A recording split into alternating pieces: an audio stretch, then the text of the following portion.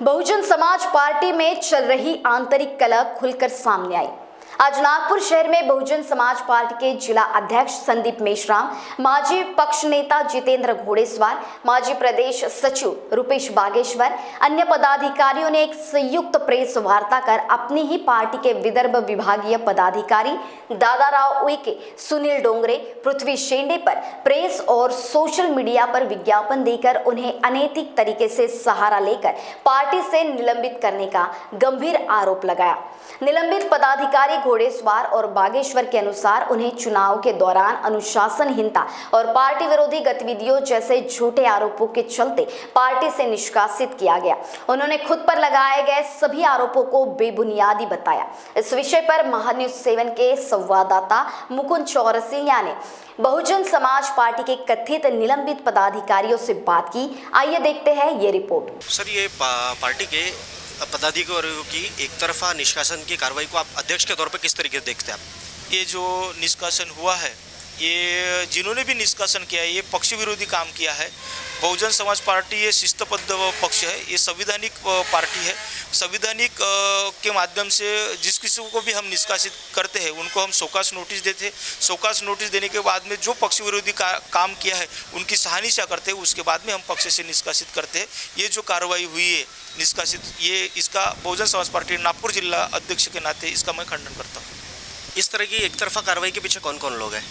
ये बात अभी बताना उचित नहीं है, पर ये 4 तारीख के बाद में सारी चीज़ें मीडिया के सामने आ जाएंगी।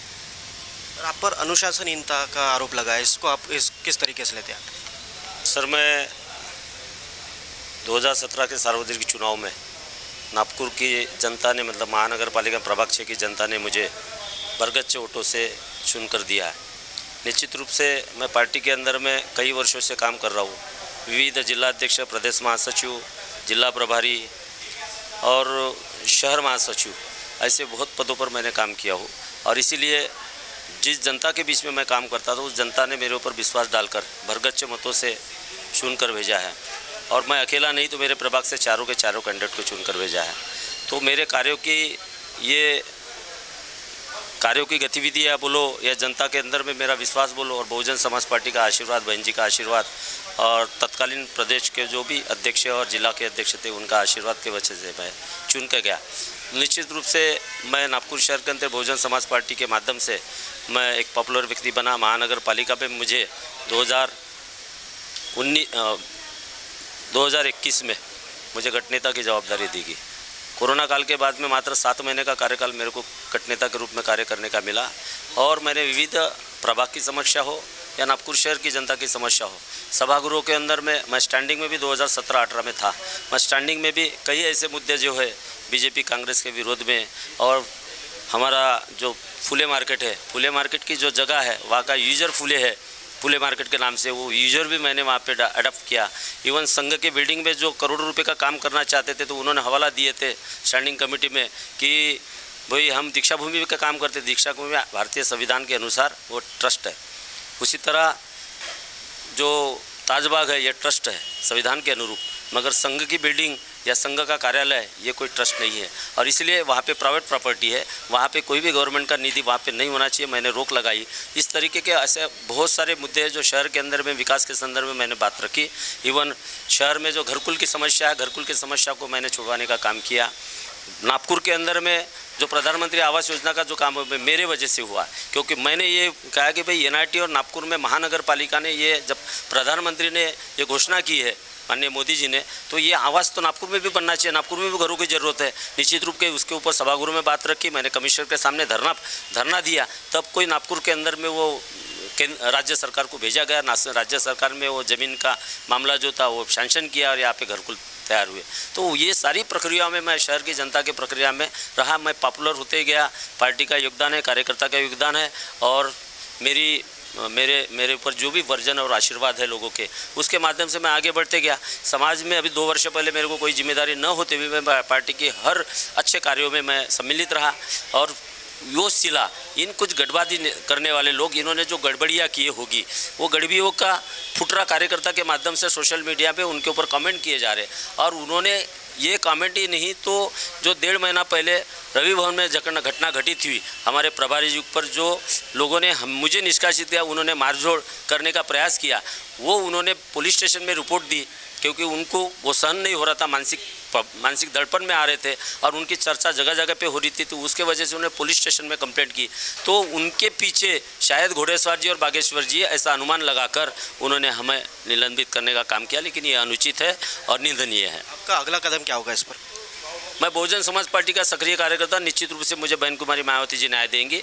ये सारी डॉक्यूमेंट्री बहन जी के तक जाएगी, हम बहन जी के मीटिंग में पहुँचेंगे और बहन जी हमें न्याय देंगे, प्रदेश के अध्यक्ष न्याय देंगे, प्रभारी लोग न्याय देंगे।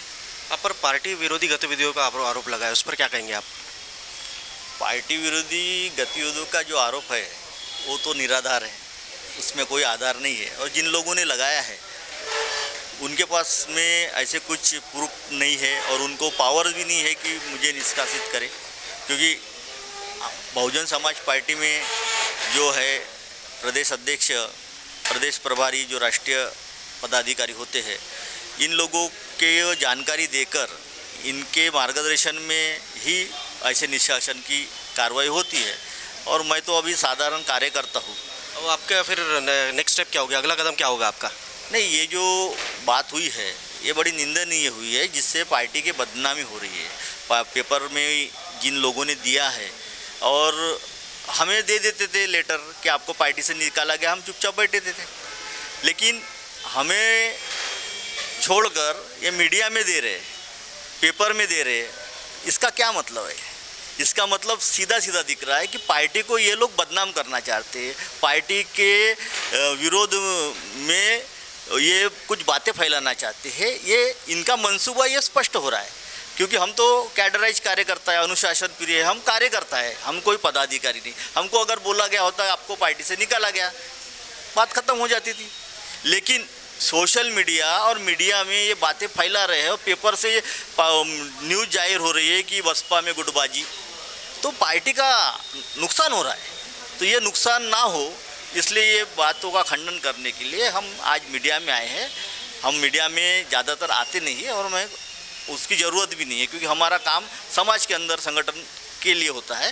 तो लेकिन ये जो गलत बात हुई है मीडिया के मार्फत इन्होंने की है, तो ये मीडिया के द्वारा ही इसको सुधारने के लिए हम सामने आए हैं।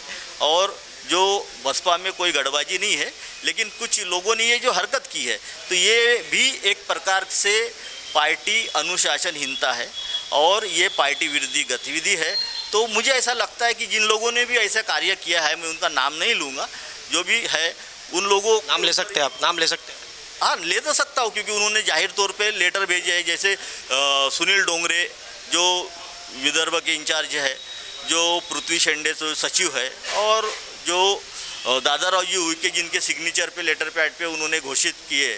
तो ये जो लोग हैं इन्होंने पार्टी का नुकसान किया ना, पार्टी के विरोध में वातावरण बनाने का काम कर रहे हो। वो मीडिया में जाकर, मीडिया में जाने के लिए बहन जी ने कार्यकर्ताओं को बोला है कि आप मीडिया में जाने से अच्छा समाज में जाओ, समाज को तैयार करो। क्या इस मामले में शीर्ष नेतृत्व से कुछ बात हुई आपस में? हाँ, शीर्ष नेतृत्व से हमारी बात हुई। हमारे सम्माननीय एडवोकेट परमेश्वर गुनारे साहब जो महाराष्ट्र के प्रदेश अध्यक्ष है, सम्माननीय जो खासदार रामजी गौतम साहब इंजीनियर, ये हमारे प्रदेश के प्रभारी भी है, और जो माननीय नितिन सिंह साहब जो महाराष्ट्र के प्रभारी है, ये तीनों लोगों को मैंने संपर्क करने की कोशिश की, जिसमें सम्माननीय रामजी गौतम साहब से मेरा संपर्क हो नहीं पाया, लेकिन परमेश्वर गुनारे साहब और नितिन सिंह साहब, इनसे मेरी चर्चाएं हुई और इन को मैंने पूछा कि सर ये कार्रवाई हुई है, ये आपके मार्गदर्शन से हुई है या आपकी जानकारी से हुई है? तो शॉर्ट में बताइए जल्दी, क्या उनका रिप्लाई क्या था? तो उन्होंने यही कहा कि इसकी हमें कोई जानकारी नहीं है और यहाँ जो भी हुआ है हम इसकी समीक्षा करके आपको आगे की कार्रवाई के लिए बताएंगे। महान्यूज़ 7 के लिए मुकुंद चौरसिया, नागपुर।